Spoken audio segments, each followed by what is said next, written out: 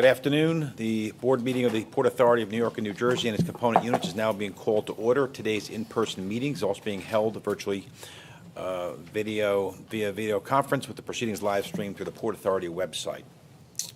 Earlier today, the Committee on Operations met in executive session. The Committee on Finance, as well as the Committee on Capital Planning, Execution, and Asset Management, both met earlier in today's public sessions. Their reports will be filed with the official minutes of today's board meetings.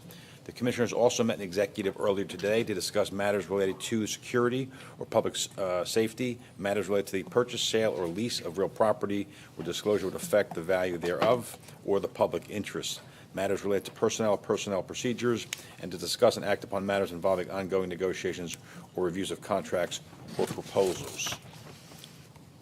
First order of business, we'd like to welcome the new Commissioner, Maria Teresa Dominguez, to the Port Authority, and we're going to have an official swearing in soon, as the tradition, as we've had for many, many years. We're going to begin the ceremony with the Port Authority Police Department Honor Guard and bagpipers, and then the national anthem.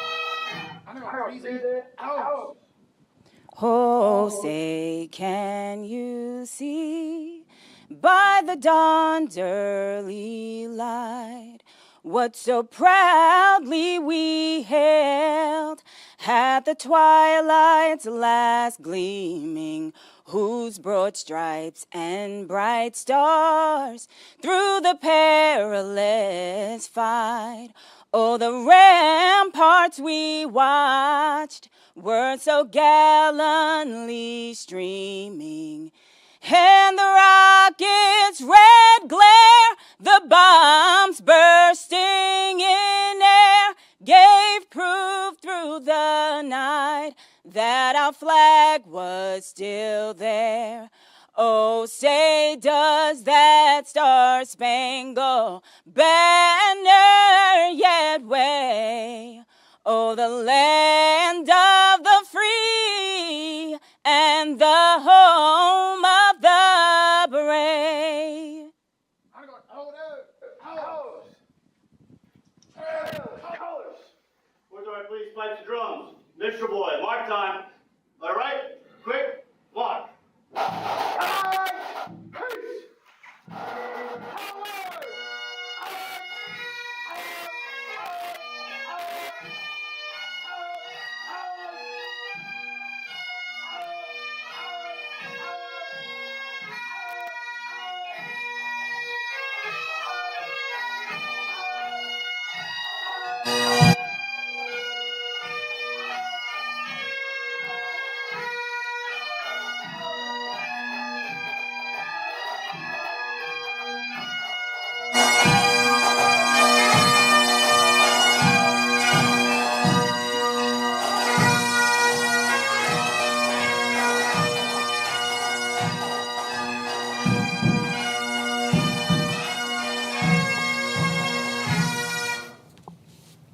All right, everyone could be seated, please. Now we're going to have official swearing in, so if I can have Rick Cotton come join me and the new Commissioner.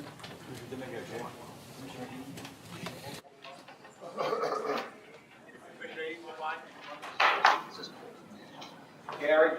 Yep. Have I go up, just come on down. Joe? Carlos? All righty.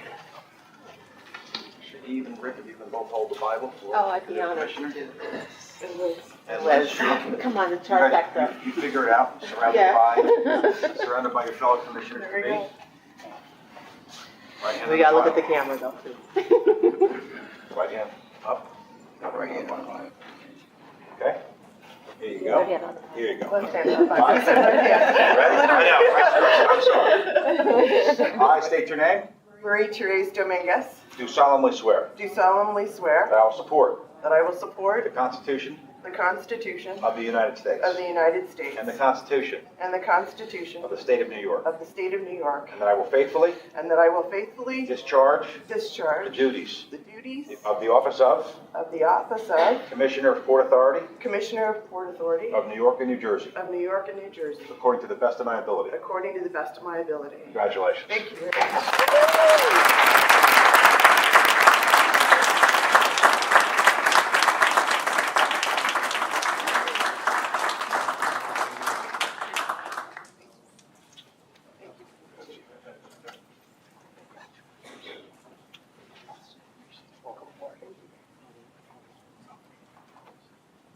Now, while we're waiting for the commissioners back here, just some trivia that I know Jeff, the vice chair, would get this right.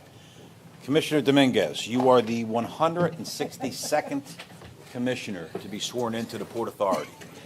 Now, think about that. From 1921 to present day, there's been 161 commissioners before, and you are the 162nd. For those who are keeping score, there's been 22 chairs, 25 vice chairs, and 16 EDs. Commissioner Dominguez, we welcome you to this volunteer board.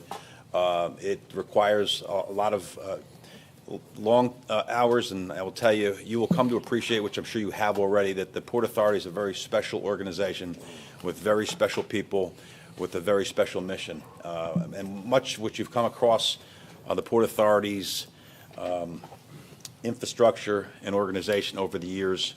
You know, if you looked at your background and said, give me a prototypical Port Authority commissioner who has all the requisite experience in transportation, both federally, state, county, and look at all of your reach, the missions you've done, the roadways you oversee, the projects you've been involved with, you would be the perfect Port Authority commissioner that we would dream of. And we welcome you and your expertise to this. We do a lot here, as you well know, and your fellow commissioners will tell you. This is a job you're all in. You will find out as you walk through the facilities and meet our Port Authority employees, there are no finer, more committed employees, bar none, than those folks who work with the Port Authority. So on behalf of the board, on behalf of the commissioners, on behalf of the 8,000 employees, we welcome you as our newest commissioner. Congratulations.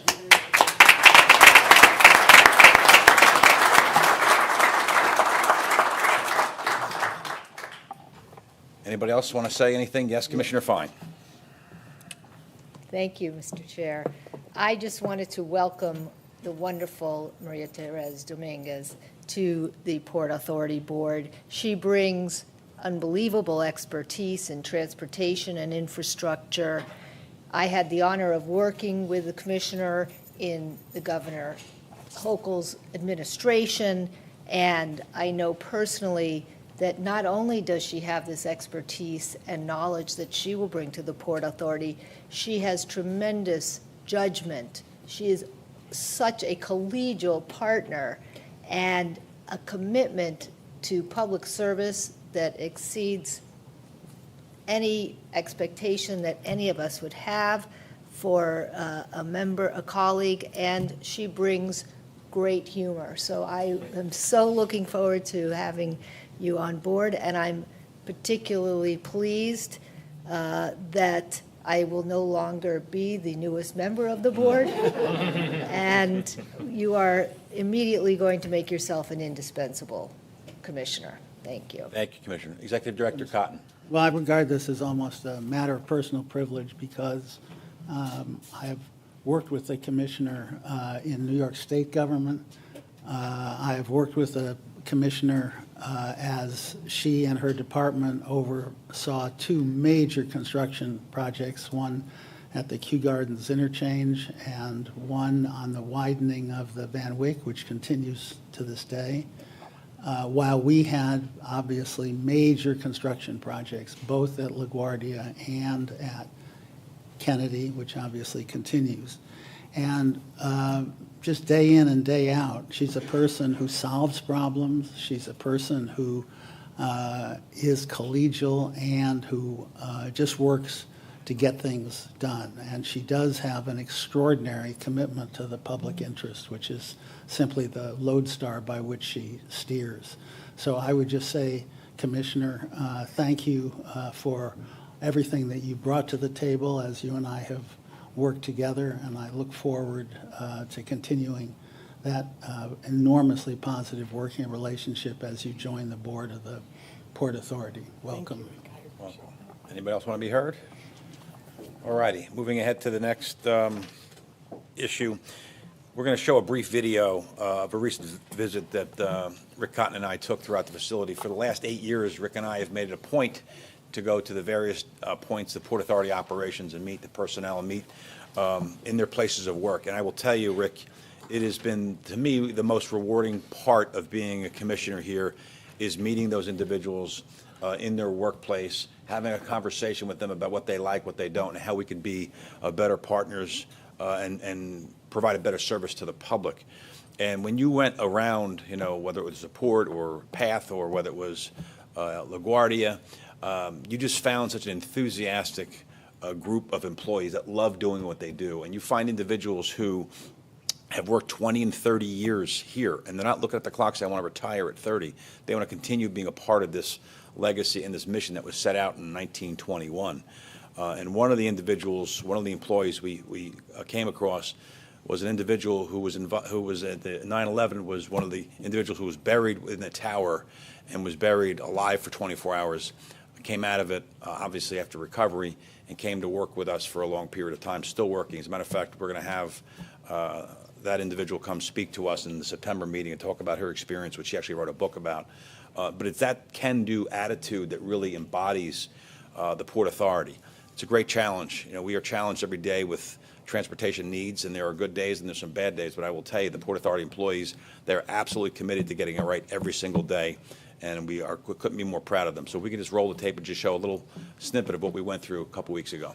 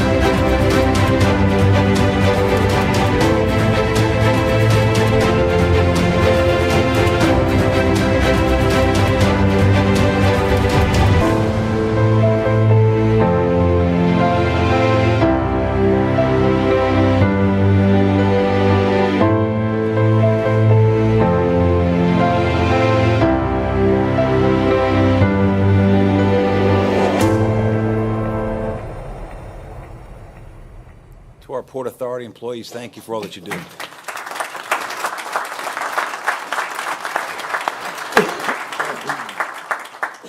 This time, I'd like to also congratulate our Commissioner, Chris Baldwidge, on his recent reappointment to the board of, by Governor Murphy for another 6-year term. Commissioner, congratulations.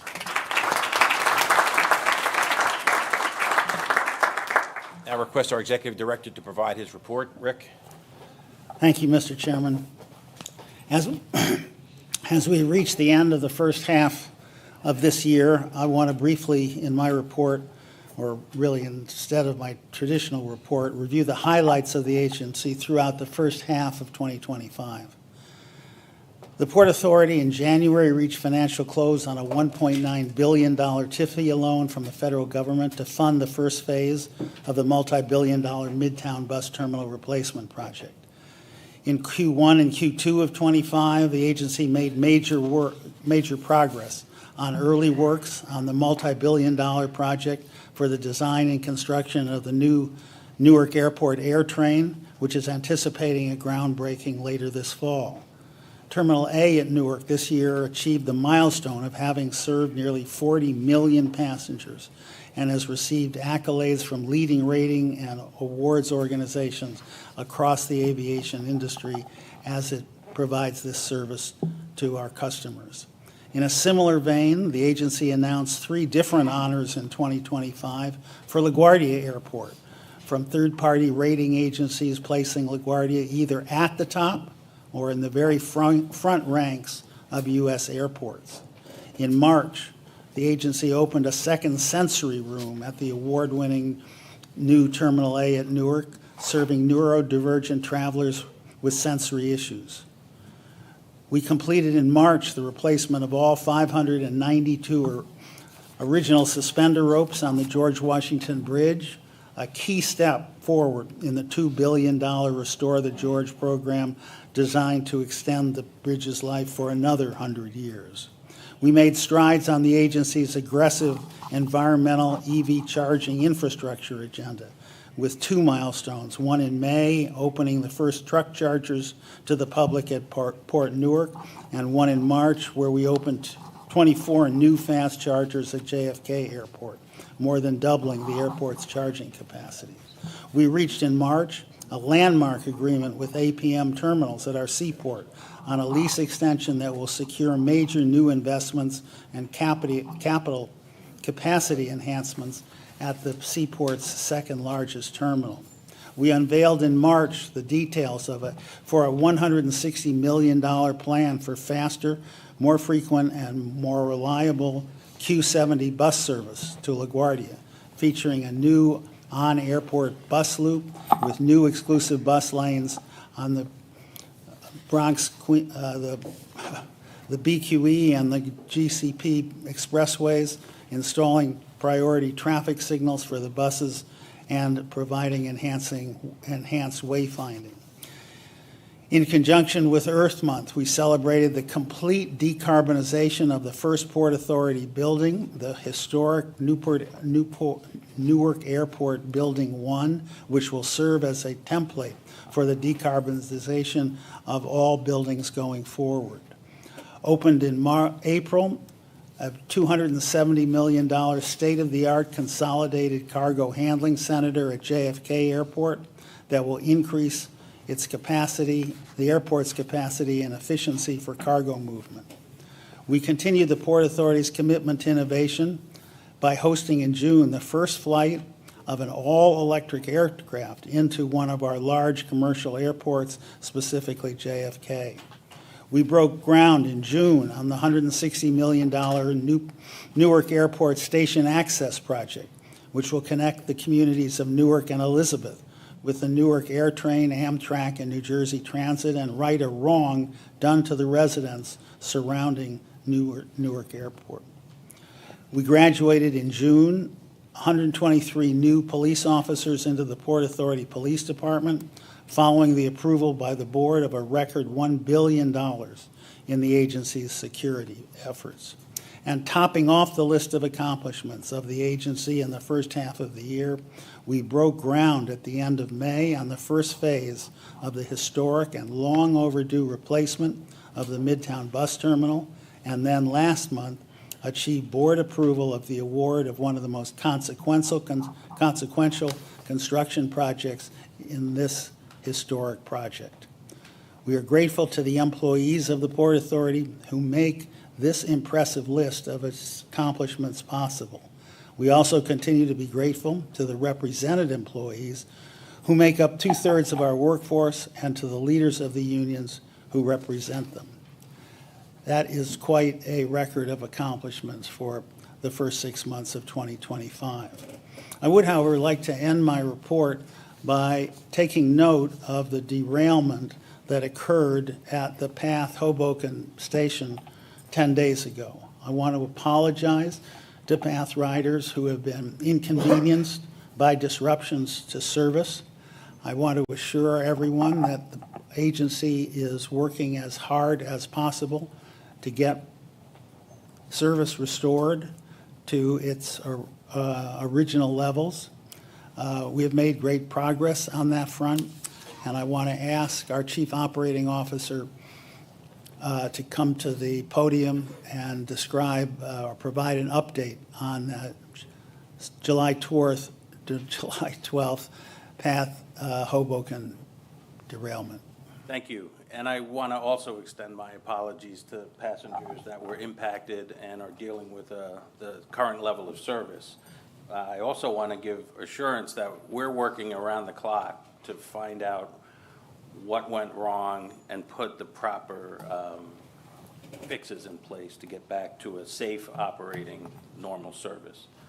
So where we are today, since the event last Saturday, is we've been in a safe way increasing service over time. So today we've kind of stabilized the operation at the Hoboken station. We're running 10-minute headways versus an 8-minute, which is the normal during weekday peaks. Regular service has been restored on off-peak weekdays and on weekends.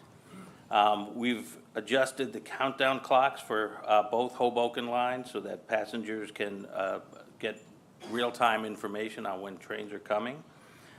We've implemented PATH text alerts to communicate the new 10-minute schedule during those peak periods, and we've provided additional PATH customer experience agents to assist passengers. In addition to that, PATH is currently providing alternates to customers during those peak periods. $3 discounted ferry option from Hoboken Ferry Terminal in Hoboken to Midtown or downtown during those peak periods. New Jersey Transit Light Rail will cross honor between Hoboken, Newport, and Exchange Place, and New Jersey Transit Rail cross honor to get from into New York Penn Station directly if you ride the rail. In the meantime, I mentioned we're working around the clock. We are working with the manufacturer of the switch. We're working with internal and external experts to find out what is wrong. It appears that the switch is defective, and we need to put the proper fixes in place. So we're working on that, and as soon as we get that fix in place, we'll be implementing that and get back to normal service. Thank you, Jim. Thank you very much, Rick. Appreciate it. All right, we're now going to have an opportunity for the members of the public to comment on Port Authority matters. This public comment period, which may be limited to 30 minutes in total, provides an opportunity for members of the public to present their views directly to the board, but does not provide for a dialogue. Members of the public wishing to discuss a specific item with Port Authority staff are asked to contact our Public Affairs Department. Speakers are asked to comply with a fixed time limit of 3 minutes. Our first speaker is State Senator Raj Mukherjee. Senator, welcome. Thank you, Chairman, Commissioners, for your service, for your leadership. Since I'm from Hudson County, I do have to specifically acknowledge mayors, so Your Honor, good to see you this afternoon. On critical CapEx that's been necessary for ongoing infrastructure improvements to the past stations, to infrastructure for the bus terminal replacement, and the new Terminal A, and a number of other recent accomplishments. I am in your debt, as are my constituents. But today I'm here to talk about a couple of things. First, want to highlight for you an appropriation that is juxtaposes with a bill sponsored by Speaker Coughlin in the New Jersey Assembly and myself in the Senate, resulted in something in the budget that the governor signed into law, which will result in a $3 million loan redemption and training program specifically for air traffic controllers. No college or university in New Jersey presently participates in the FAA's UAS or collegiate training initiative, which allows colleges to prepare students for careers in aviation. We're hoping to catalyze that in an institution that is actually hosted in one of your commissioners' hometowns, Kane University, and want to highlight that for you. We could talk more about that at a later time. That's a long-term thing, but this is not a problem that is going to go away anytime soon, even though that's not a short-term solution. And with respect to the path, the timer is very helpful. I'll summarize. While recent accomplishments are laudable, today I want to ask for that same brand of creativity and the responsiveness you've shown me in the past on other issues to be channeled to an incredibly pressing need. I know you've heard from a high volume of New Jerseyans. It's always great to be here in Manhattan, my favorite suburb of Jersey City and Hoboken, but many of my constituents have been writing to me about path frequency and reliability. I understand that the headways right now are temporary while these critical infrastructure improvements are made. I just continue to ask that you please do everything that you can to get us to 5 to 10, maybe 10 minute headways that we know are achievable once we're back on track, no pun intended, because this essential mass transit service could boost the regional economy if we can get closer to the peak schedule on weekdays and avoid overcrowding, misconnections, and delays. And finally, and thank you for acknowledging, Executive Director Cotton, the incident in Hoboken, but we can never let a good crisis go to waste. We can use this perhaps, and I'm at your disposal if I can help with the coordination with New Jersey Transit to get Hoboken riders over to Exchange Place using increased light rail or bus options.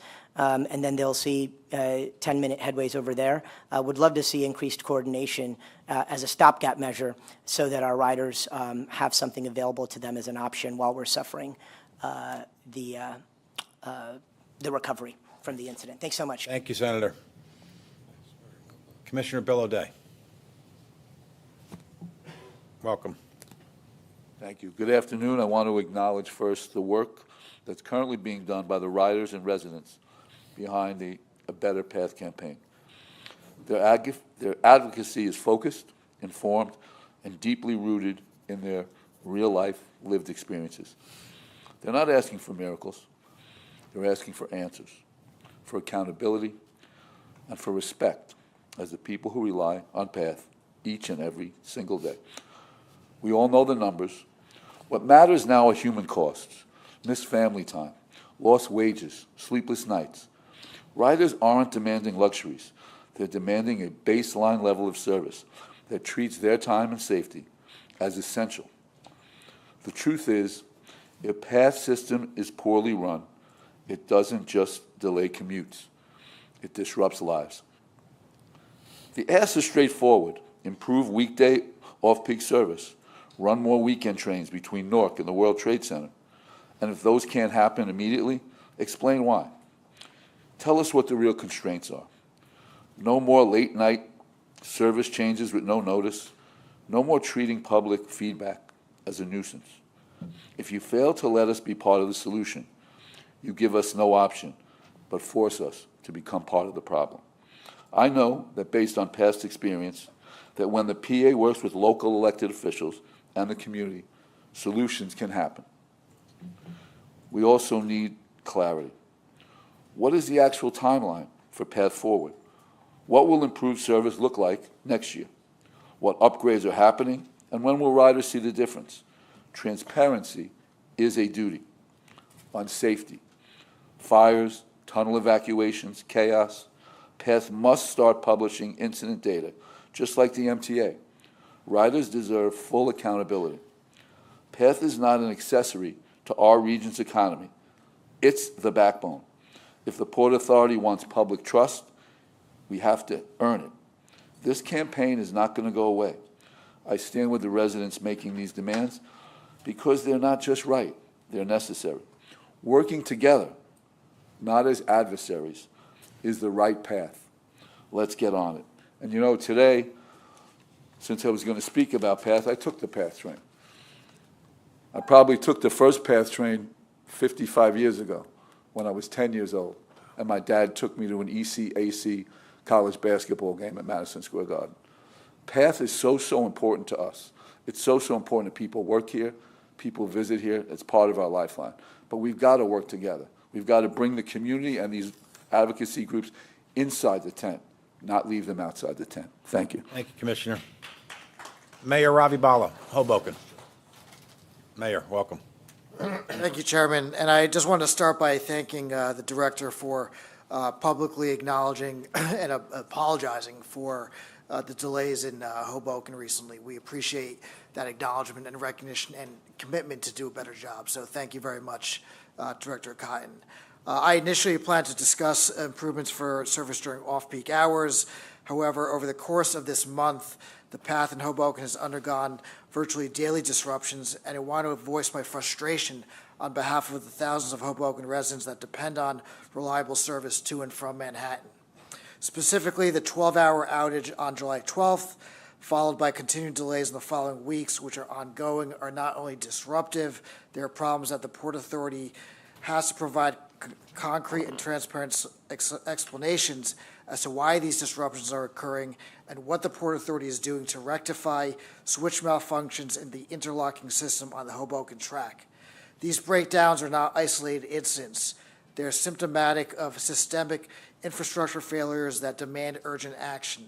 Just earlier this year, Hoboken supported a full station closure in February. That $31 million investment was supposed to strengthen the system.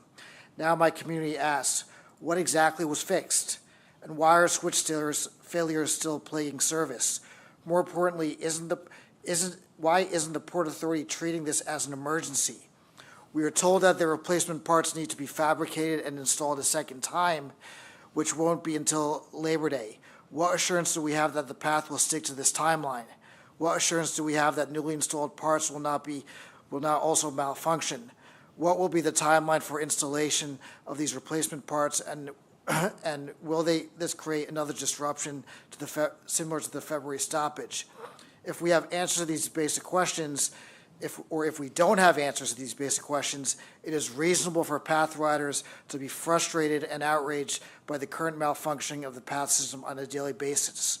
I do want to acknowledge the Port Authority's recent announcement of cross-honoring in various ways, a step in the right direction, but I'm also specifically right now asking that PATH riders living north of the terminal and rely on the Newark Waterway ferries at 14th Street also receive the $3 cross-honoring fares, as well as cross-honoring the 126 bus line in Hoboken as well. This will give the public the confidence that the Port Authority is doing everything possible to mitigate disruptions caused by the infrastructure malfunctions happening right now. In conclusion, communication is important. I've got 20 seconds left. It's critical. I had a very productive conversation in private yesterday with the Port Authority leadership team, and I would encourage the Port Authority to continue to engage mayors and public officials so we can communicate and collaborate as a team towards a common goal. There should be more frequent, there should be more frequent communication between leadership of the Port Authority and the mayors that represent the communities impacted by the functioning of the PATH. And the public needs more than apologetic tweets. Again, we need clear answers. Hoboken is ready to work with the Port Authority. We expect reliability, transparency, and urgency in return. Thank you for your time and partnership. Thank you, Mayor. Councilwoman Emily Jabour. I would just ask the folks to try to keep to 3 minutes. We've got 35 speakers that are going to be here, so we're going to be here for a bit. Emily, welcome. Good afternoon. Thank you, Chairman. Thank you to the commissioners for being here today. I'll try to be brief. I rise today to speak on behalf of Hoboken's residents who have been had to suffer some ongoing frustration, certainly with recent service. I think what happened in February in terms of the closure was a great success story. The partnership that happened with the city council, with the mayors, I think the communication was really incredible during that period of time, and it prepared our residents to know what to come to expect. Council members often are sort of boots on the ground when it comes to hearing from residents and constituents. And I would take great pride in being able to inform my residents about what's happening. So I would love to stand here in partnership with all of you to share as much information as possible in a timely way. Certainly, I appreciate all of the path alerts. People in a time of social media seek whatever information they can, typically in that route and fashion, and anything that we can do to bolster that, we would like to continue to support you in that. I thank my fellow electeds for being here today, Senator Mukherjee, Mayor Bala, Councilman Solomon, Commissioner O'Day, because all of us need to be part of the solution together in order to serve what's best for our communities. We rely on this service. It is part of what makes Hoboken a destination, both for residents and for our visitors. And it is my job to make sure that I speak on behalf of all of them to ensure the best possible service so that Hoboken continue to be successful. And I want PATH to be successful for all of us, and certainly for all of you in the work that you do. Thank you as well to the advocates. I know I've been part of the conversations with Better PATH and the Hudson County Complete Streets efforts that are a part of this. I think that they want to be part of the solutions too. We all are working towards the same goal, and anything I can do in service of that, I stand ready. So thank you all so much for the updates today. I hope you will continue to do that with all of us, and we can help share in those communications. Thank you so much. Councilman, thank you very much for that. Councilman James Solomon. James? Jersey and of New York, and reliable, regular service is what we need. And unfortunately, too often, we have not gotten that over the last couple of years. And so I ask today to ask you as the commissioners to partner with the PATH leadership and all of us in elected office to deliver that service. On weekdays, off-peak hours, the headways are too long.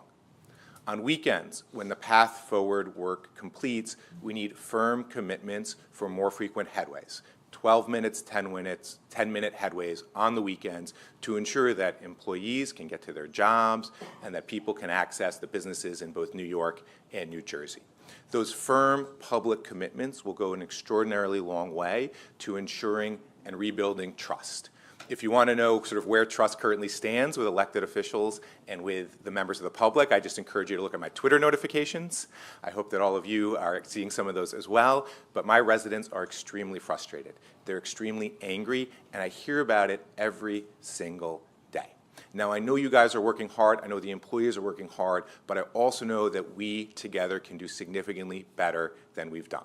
And with those firm commitments on off-peak headways on weekdays now and on weekends as Path Forward substantially completes, that will rebuild trust. The second thing, and I saw a little bit of that today, which was wonderful, is transparency. A few months back when there was a fire in one of the tunnels and many of my residents had to evacuate on foot, they reached out to me saying, we didn't hear anything after we left the tunnel. What were the health safety challenges that we faced? What caused this? And then I put those residents in touch with Port Authority, and folks got answers quickly, but there wasn't that immediate communication after the incident happened. There wasn't those public notifications, and they went to their local council person for information. And while I'm always happy to serve, that is another example of where the trust is eroding. So I stand before you today willing to partner, but also with a firm demand. We have to do better on PATH service, and we have to do better soon. Thank you so much. Thank you very much. And to the 5 electeds, thank you very much for bringing those concerns. And Raj, thank you very much for your leadership, and Emily and James and Bill. Really appreciate you folks coming up, and you'll hear more from us soon. Thank you. All right, Jerry Keenan.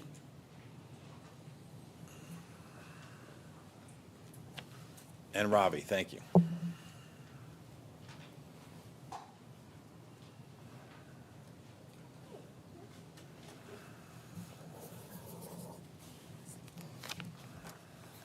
Hi, everybody. Just a little housekeeping. She's taking a couple pictures of me, but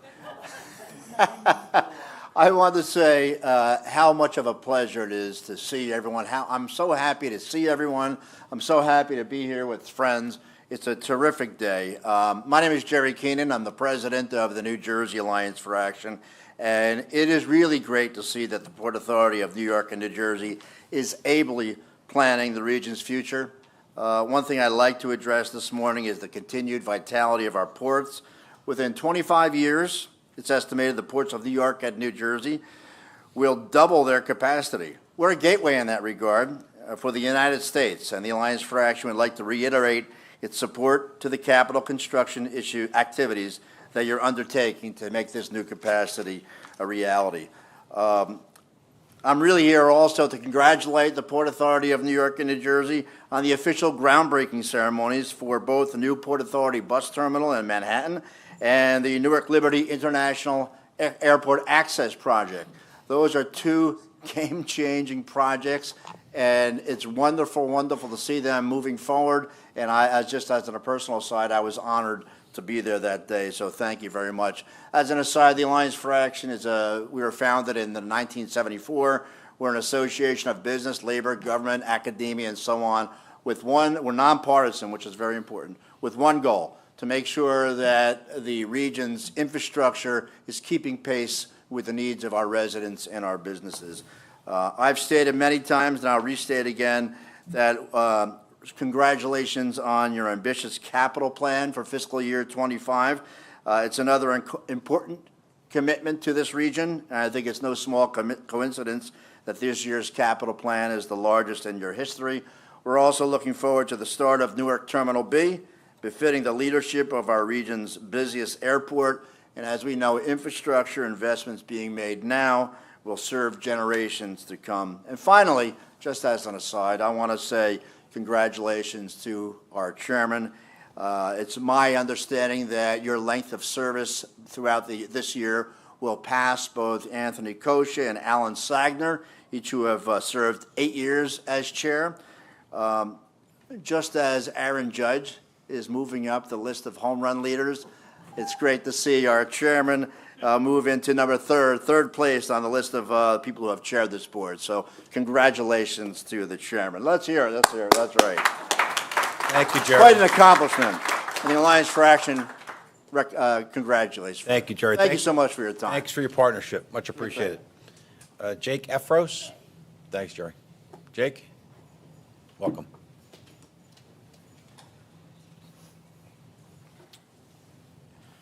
Hi, Commissioners. Thank you and good afternoon. My name is Jake Efros. I'm a candidate for City Council in Jersey City's Heights District, Ward D.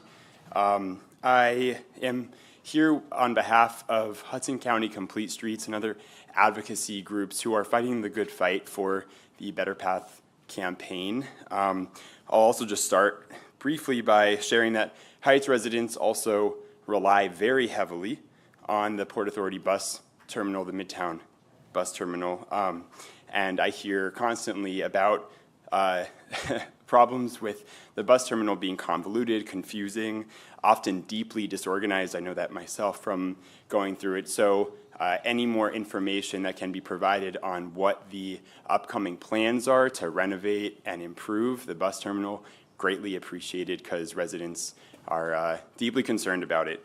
But yeah, primarily here today to talk about path service. Many Heights residents, speaking of Hoboken, have the Hoboken path stop as their closest path stop, more so than Journal Square or anywhere else in Jersey City. So the Hoboken disruption is definitely close to home for us. And the priorities, again, to echo some of the former speakers, are having improved off-peak service on weekdays, so we can reduce those headways, and also the additional weekend service be improved and expanded. Workers don't just work 9 to 5 jobs, as we know, right? As someone who's worked in food and beverage service myself, we know that people pull odd hours that are outside of that normal window. That is, a more and more regular thing for working people who are working not just one job, but 2 jobs, 3 jobs, right? Late nights, early mornings. Also, as a former union organizer for healthcare workers, we know nurses, nursing home workers, other caregivers are doing these kinds of odd hours outside that 9 to 5 window. And the service that the PATH provides should reflect that reality of what working people are going through, and what kind of service working people deserve. So advocates understand from Hudson County Complete Streets and beyond that there's the Path Forward project, but again, just to echo, getting more transparent information about what the upcoming plans are would be really helpful. Like, what are the timelines for upcoming renovations? What specific renovations are to come? So from reduced headways to addressing that horribly loud screeching sound on the path when it goes back and forth, especially like as it's stopping, what can we expect in the next year, 2 years, or beyond? So just ultimately, working people in Jersey City and beyond, we deserve better, and we deserve that transparency, so I appreciate you all working with us. Thank you. Tabitha Johnson? Tabitha?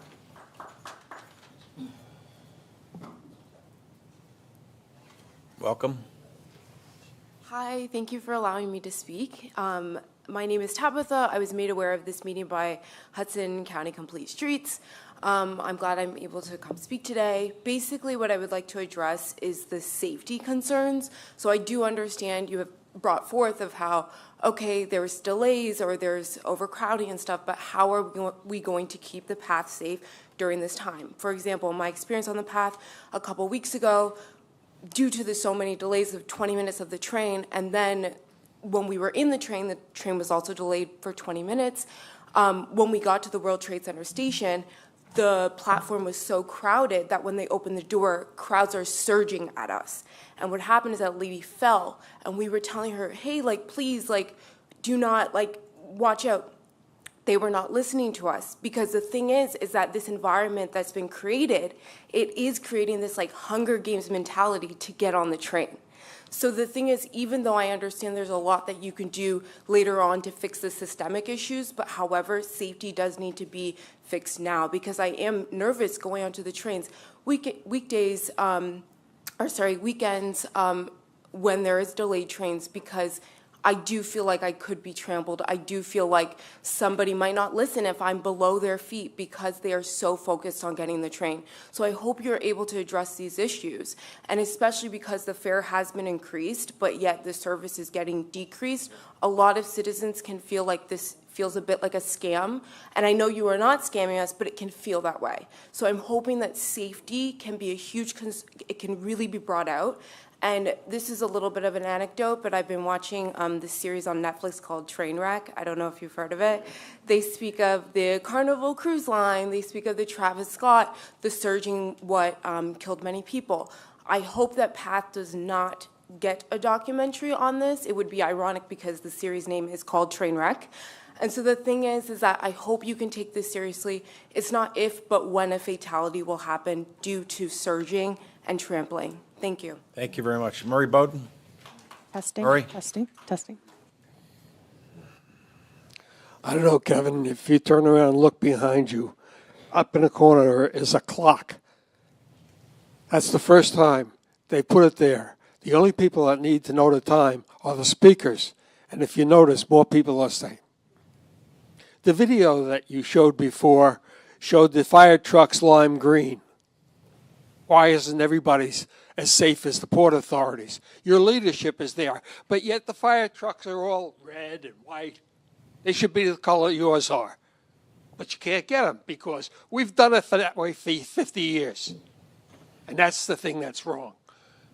What happened in Texas with the floods is what motivates this presentation today. They knew the flood was coming. They did nothing. Nothing.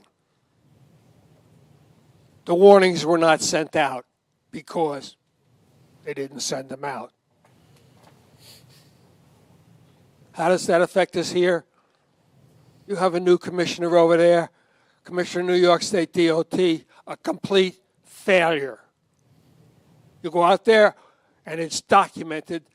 The rules, the safety rules are not being followed. It's documented. You've seen them. Everybody's seen them. But nobody stops her. She doesn't belong on this board. She should be removed as commissioner immediately. because the rules are not being followed.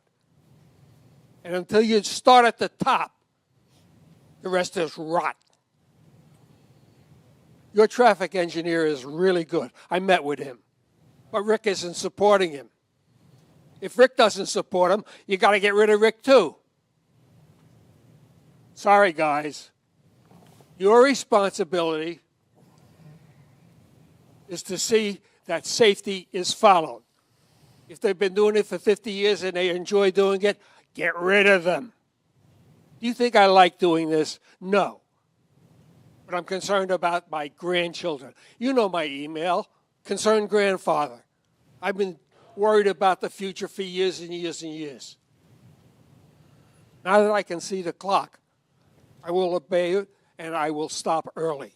But you need to get rid of Commissioner there, and Rick's got to go too because he hasn't supported correcting what the traffic engineer knows. Thank you.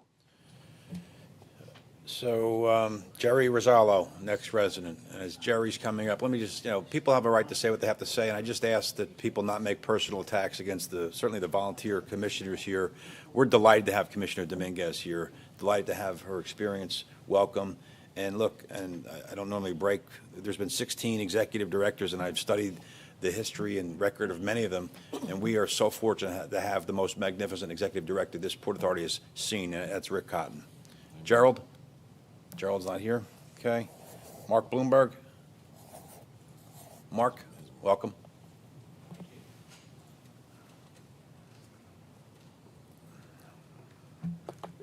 Good afternoon, Commissioners. Living in New Jersey, I feel like a second-class citizen, even though I pay New York City taxes. Commuting into the city sucks, and getting home is even worse. Whether it's New Jersey Transit, the PATH, congestion pricing, or the ferry, I'm paying an arm and a leg no matter what I do.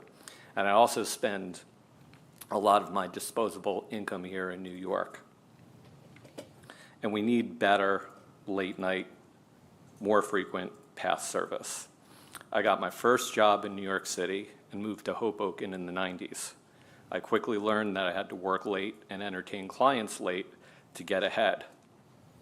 Not too long after figuring that out, I moved out of Hoboken in large part because of the late-night service on the PATH was so sporadic and inconvenient.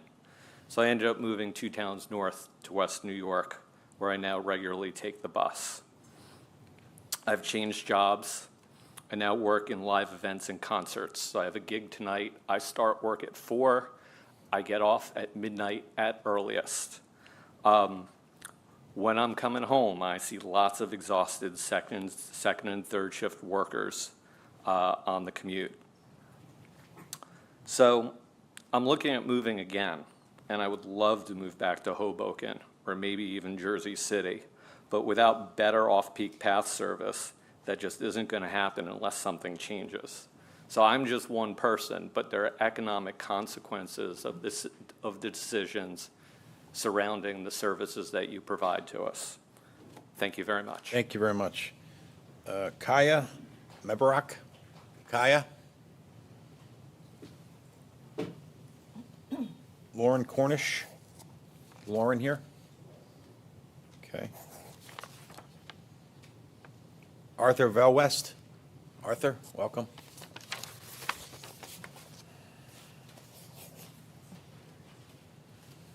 Hi, my name is Arthur Velwest. I have been born and raised in Jersey City my whole life. I took the PATH a lot when I was a kid, and there's 2 main points I'd like to speak about. The first is, as many people have spoken, the off-peak hours are really, really hard for members of Jersey City. If I miss the train by 1 or 2 minutes, or occasionally when the train is 1 or 2 minutes early and I get there on the time it's supposed to be and it's already leaving, there are 20 minutes where I have to wait. People take the PATH to get to locations, get to things, get to appointments, and if we're 20 minutes late for things, that can be very costly. That can lose people their jobs. It is really important to have off-peak hours be more frequent. I've had the privilege of going to other countries, especially in Europe, that have 10, 8, 5 minutes, even off-peak hours, and I think we can look to those countries on how we can do better. The second point I would like to ask is a reduction or elimination of all the police in stations. This has been increasing over the past few years. The reasons are for public safety and for fare evasions. I do not feel safe. The police have routinely harmed members of my community, and their presence there does not make me feel safe. I have not seen them stop fare evaders. What I have seen them do is I've seen them be on their phones constantly. I've seen them block accessible entrances with signs and with their bodies. This impacts people who use strollers. This impacts people who use mobility devices. This impacts people who use strollers. The Grove Street elevator that has just been made is extremely inaccessible if you have to hold the button down forever. This is a lot of things that make PATH inaccessible that are easy changes. If we want to get more funding against all the fare evasions, stop paying all these cops to just stand around and be on their phones and harass people. Thank you very much. David Ciano, is David here?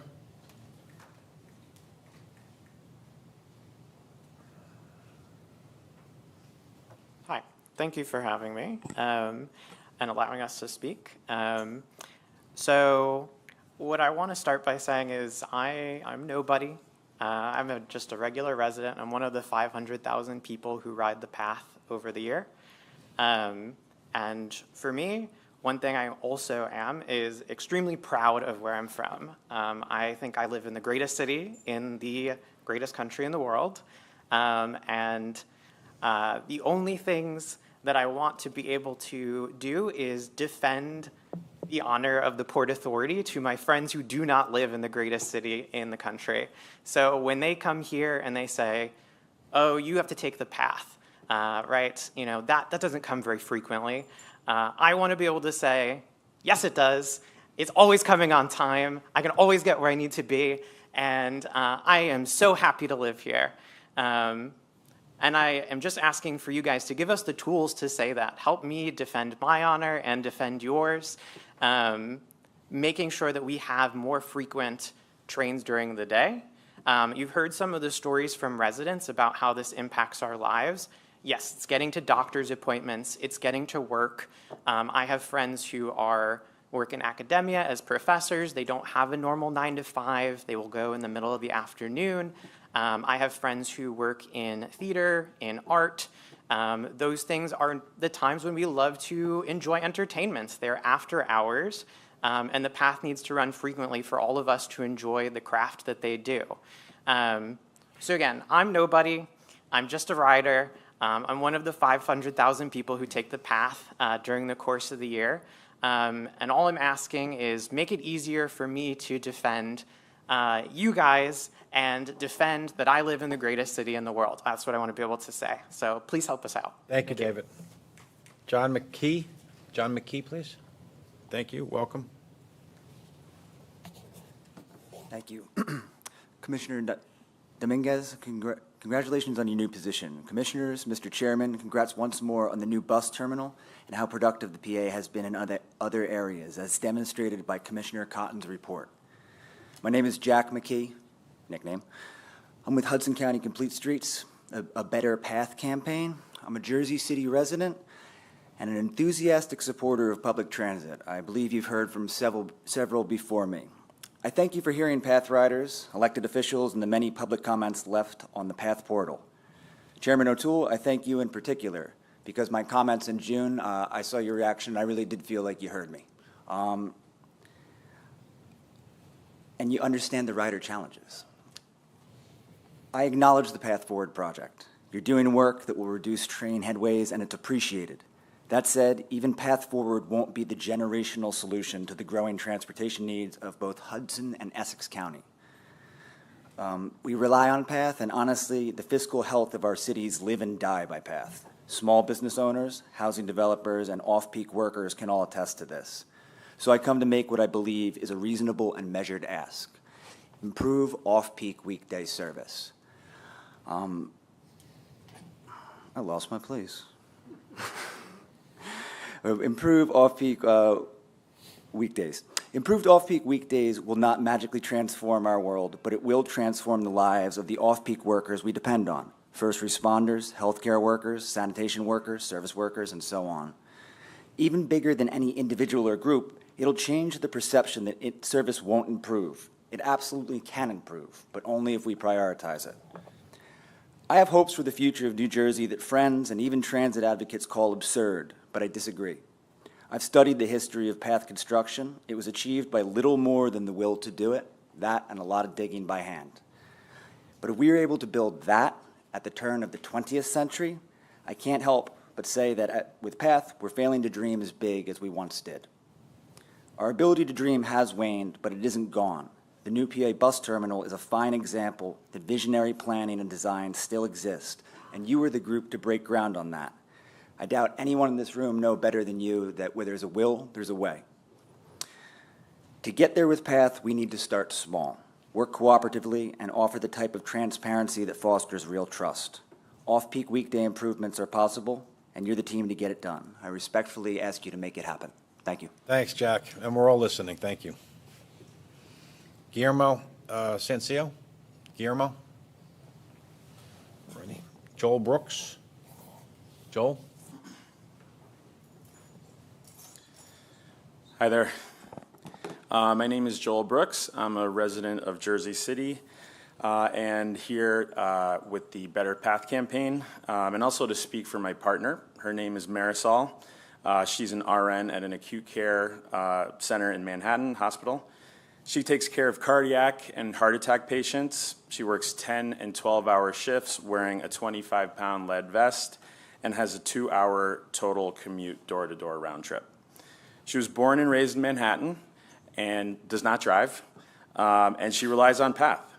To get cross town, she takes MTA buses, and she's looking forward to fast and free buses under Mayor Mamdani. Knock on wood. Before our daughter was born, I would sometimes drive her in on early shifts and pick her up, but now that's not possible because I have to be home with our daughter. Odd hours, off hours, oftentimes she has to be in at work at 6 a.m. sharp. The institution she works for has a strict attendance policy, so early is on time. She's been delayed, rerouted, stranded, and disrespected, frankly. She's taken the path during whiteout blizzards, pouring rain, blazing heat, a pandemic, and even a curfew in 2020. She took the path in to take care of patients. So again, I'm here to support a Better Path campaign, more frequent off-peak weekday service for first responders and frontline caregivers like Marisol. Please make Esme's mom's commute a little easier, and thank you for your time. Thank you very much. Bathsheba Gross?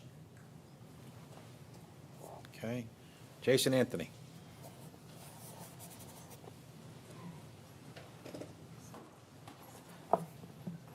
Good afternoon. I hope that those electeds from Jersey don't escape and go away because this message is for them. Jason Anthony, the Transit Guru. First off, I want to congratulate Commissioner Dominguez, one other voice for the Empire State.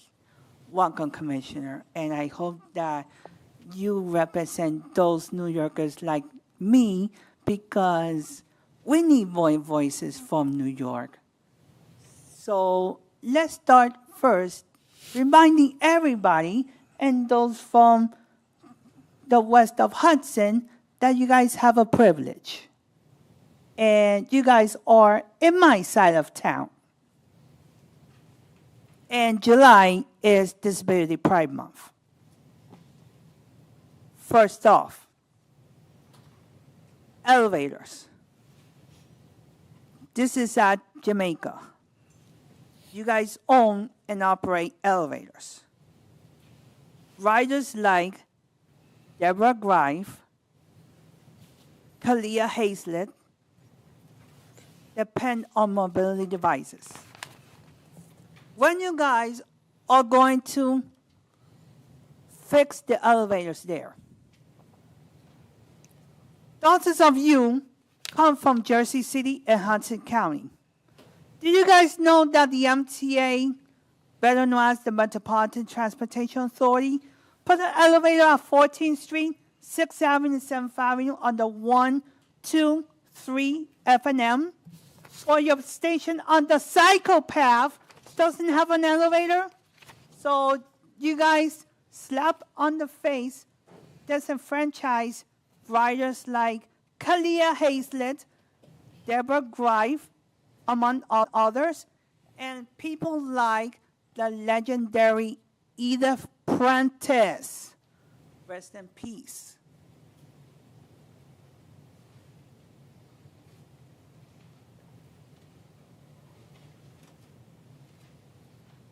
Another thing, the Abraham Lincoln Bus Terminal.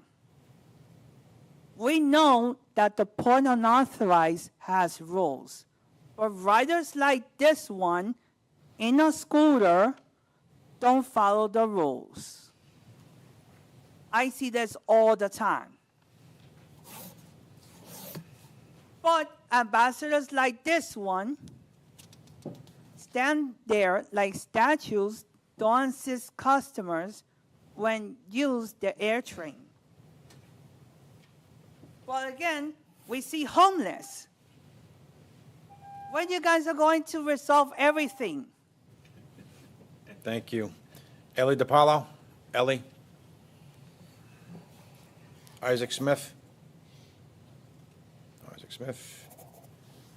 Joseph Morales? Yes, Joseph, welcome.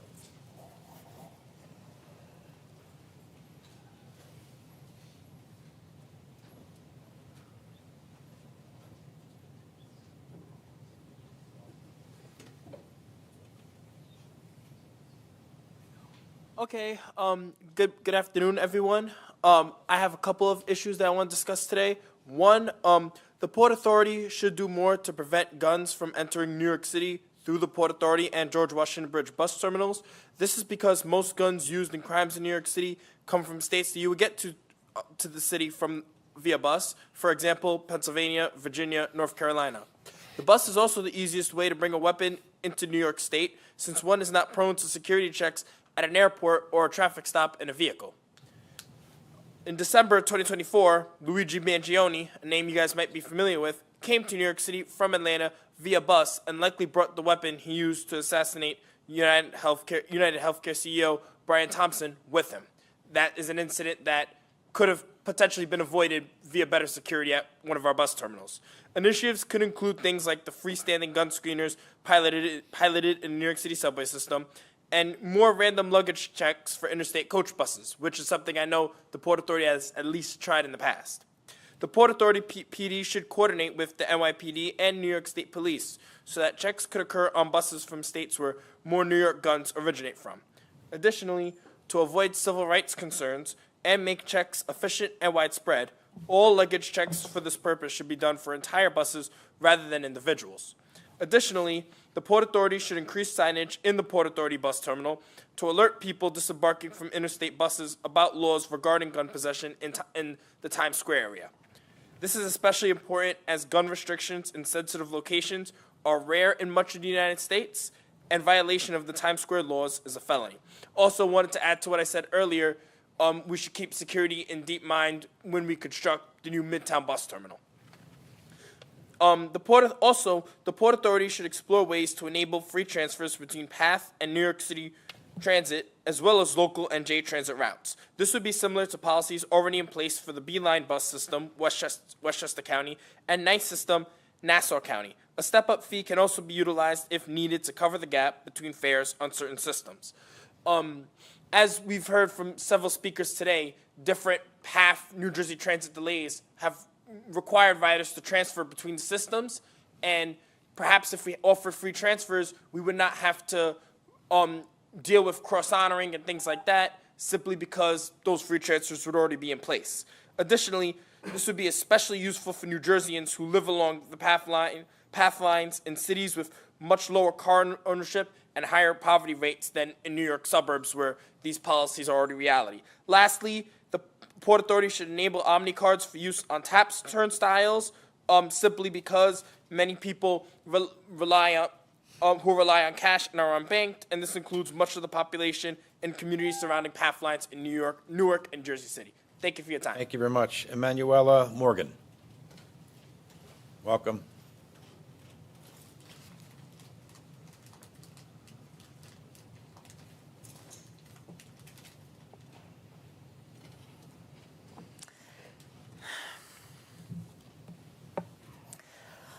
Good afternoon, Chairman O'Toole, members of the board. Welcome, Commissioner Dominguez, and congratulations. My name is Emmanuel Morgan, and I'm a co-founder of Hudson County Complete Streets. I became a daily rider of PATH in 2009 when I moved to Hudson County from New York. Thanks to PATH's incredible contribution to the region, I found my home in New Jersey, where I also started a retail business, hired staff, started a nonprofit, and met a life partner. In addition to supporting the region's economy, PATH is opportunity. It is a lifeline for thousands of interstate commuters, and it's a major player in the fight against climate change. Every trip on PATH represents a reduction in greenhouse gases compared to with motor vehicle trips through the tunnels and bridges. A year ago, a fellow advocate and I came to this meeting to speak for PATH riders, and in the years since, we have seen this initiative grow with every PATH crisis. I'm here again today to request that the board develop a long-term plan for increasing service and expanding the system. I've had the great privilege of doing some international travel, and I want what the greatest cities in the world offer their riders: integrated transit systems, metro train service to Newark Airport, elevators and escalators that work consistently. Dare I say, a long-term plan for a third tube. For years, the monthly operations report has compared ridership to 2019 levels, but in my lived experience, trains were dangerously and uncomfortably crowded during peak times in 2019. Instead of returning to those conditions, PATH riders want and deserve reliable service and a plan for expansion. I just want to close by thanking the commissioners and the authority for your commitment to sustainability and net zero emissions. And yet, I must ask for more. It's no secret that our region and our nation are in a housing crisis, and we in New Jersey, particularly in Jersey City, are doing our part to build residential communities. As our regions grow, we are asking the Port Authority to partner with the regional leaders and to partner with Jersey City, Hoboken, Hudson County, and Newark to achieve the infrastructure goals of the region and the net zero goals of the region. Thank you so much. Thank you very much. Seth Hulling. Seth, welcome.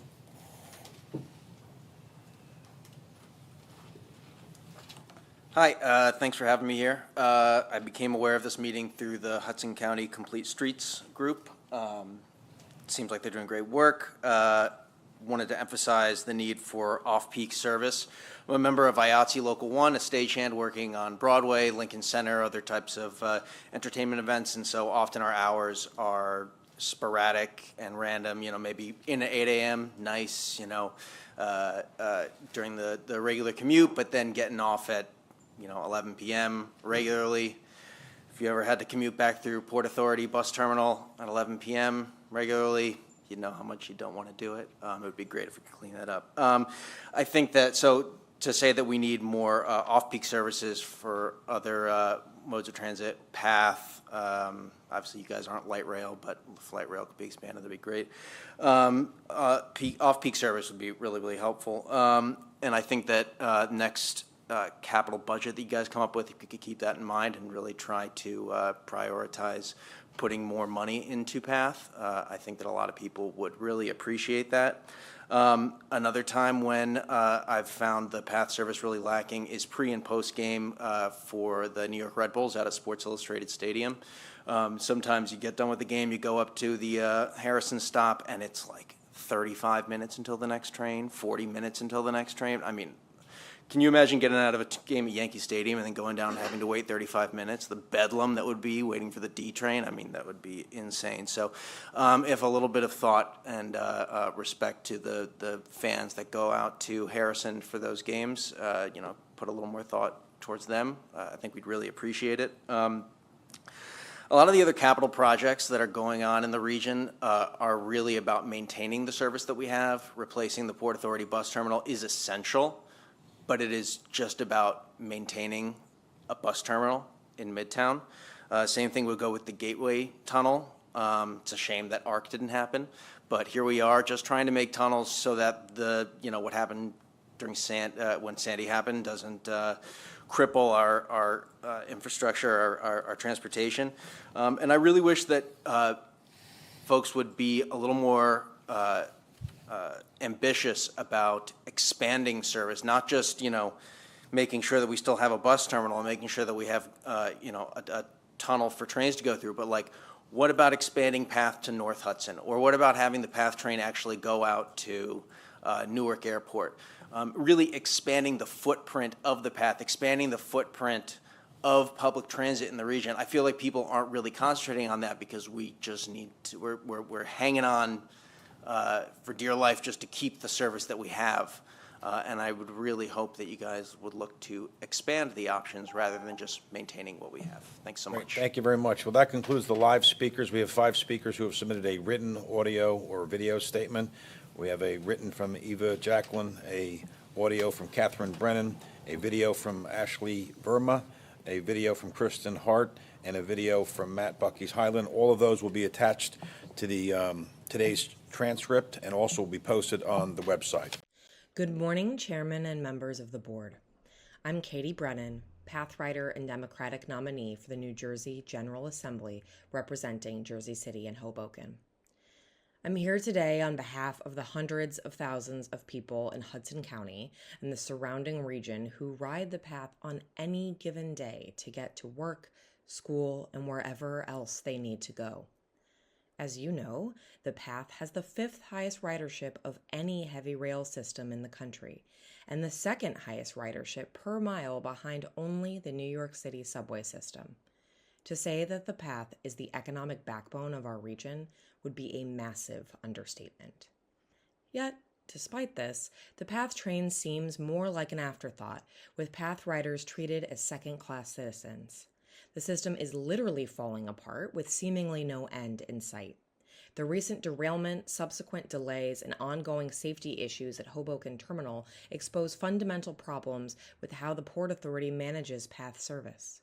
Faulty track switches that were recently installed during a rehabilitation project have shut down service on the 33rd Street line, leaving riders stranded or packed on dangerously overcrowded cars on the remaining line.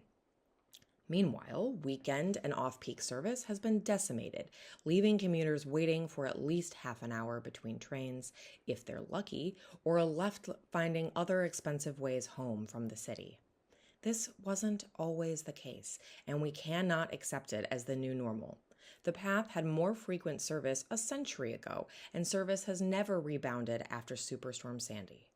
Now, ridership is beginning to surpass pre-pandemic levels and will only keep growing as more people call Hudson County home and as more people look for alternatives to driving or paying the new congestion tax. The current state of PATH service is unacceptable, and I want to offer myself to be part of the solution. What will it take to get the PATH trains running at the frequency and with the reliability that riders deserve and that we all know is possible? What will it take to run trains every 5 minutes during off-peak hours instead of the current 20-minute waits, to restore 24/7 weekend service to pre-Sandy levels, to establish transparent performance metrics with public accountability measures, and to conduct a full investigation into how $31 million in track work failed so quickly so we can make sure that that never happens again? If it's a matter of funding, let's have that conversation. If it's a matter of political will, let's have that conversation too. The PATH is too important to our region, the economy, and the daily lives of millions of people to let this spiral. Thank you. My name is Akshay Verma. I'm a resident of Jersey City and PATH user. I have had to use the PATH during off-peak hours for things like doctors and physical therapy appointments, but most frequently as a part-time student studying urban and data science, as well as balancing professional career, meant I was a heavy utilizer of off-peak PATH about once a week, especially for my 5 p.m. classes. Sometimes it meant having a meeting end too close to my class time and being late because I couldn't make the next train on time. Sometimes it meant that when I had a group projects, I would have to leave work early, but what could be a 20-minute away from desk could quickly become 40 minutes if I missed the PATH. And the experience of seeing my train roll away was often quite painful. If I caught the last possible path, I was 10 minutes early to class. If I caught the next one, I was 30 minutes late to class. Trying to balance my busy career and education was hard with off-peak travel. Sometimes the experience would be far more frustrating if I was on time, but the train was slightly early and then the next train was delayed due to issues. Further on, because class ended at 7:30 p.m., it meant I was catching an off-peak path again, and if I was late, it meant waiting in the station another 10-15 minutes. It wasn't uncommon during those hours to see people trying to do a walk jog to try and make the path on time, or just running straight up sprinting to try and make it. I once saw someone throw their bag at the train door to just stop the doors from closing, and these trains were often pretty full. I hope the Port Authority works to prioritize the path when it comes to crafting their budgets this fall, and that they improve off-peak weekday service. It would help students and professionals alike. Thank you. My name is Kristen Zadroga Hart, and I'm a proud lifelong resident of Jersey City.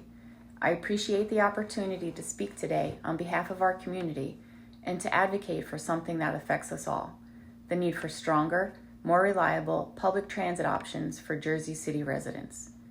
Every day, tens of thousands of us depend on PATH trains, bus routes, and light rail connections to get to work, school, doctor's appointments, pick up groceries, and then get back to our families.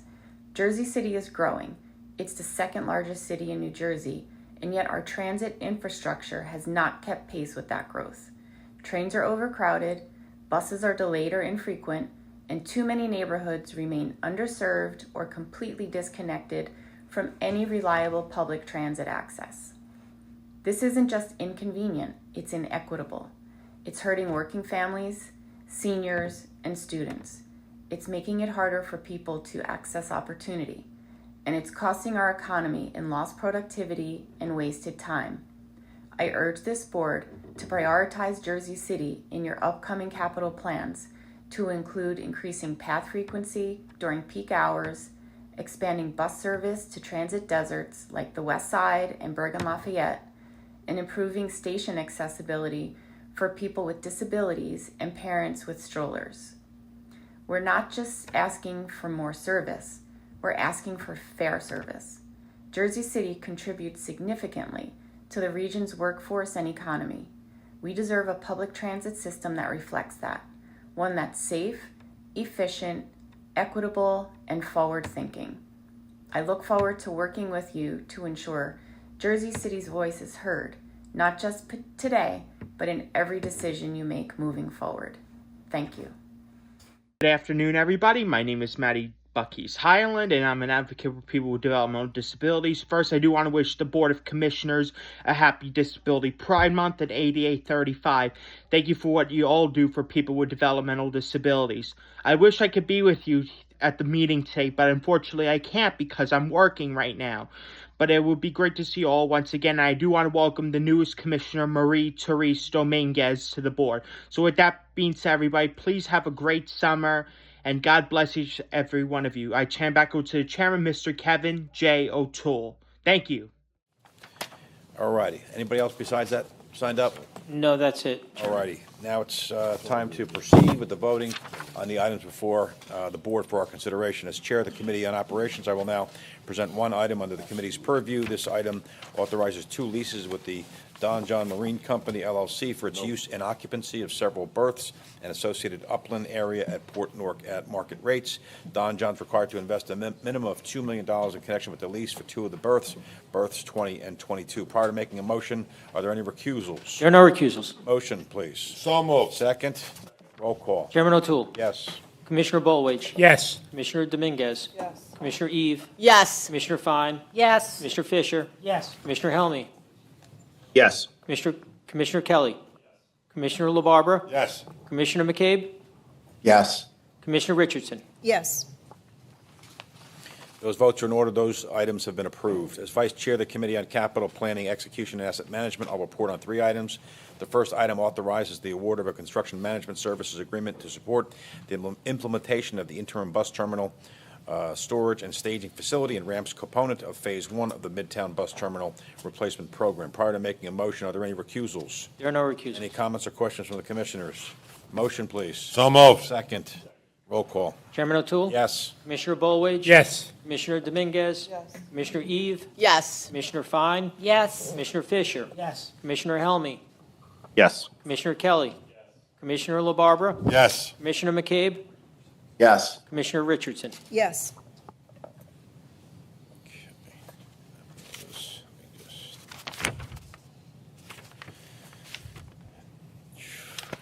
All right, the second item authorizes $20 million in additional planning for the new Midtown Bus Terminal facility, Phase 2 of the Midtown Bus Terminal replacement program. Any recusals? No recusals. All right, any questions or comments? Motion, please. So moved. Second. Roll call. Chairman O'Toole? Yes. Commissioner Bollwage? Yes. Commissioner Dominguez? Yes. Commissioner Eve? Yes. Commissioner Fine? Yes. Commissioner Fisher? Yes. Commissioner Helmy? Yes. Commissioner Kelly? Commissioner LaBarbera? Yes. Commissioner McCabe?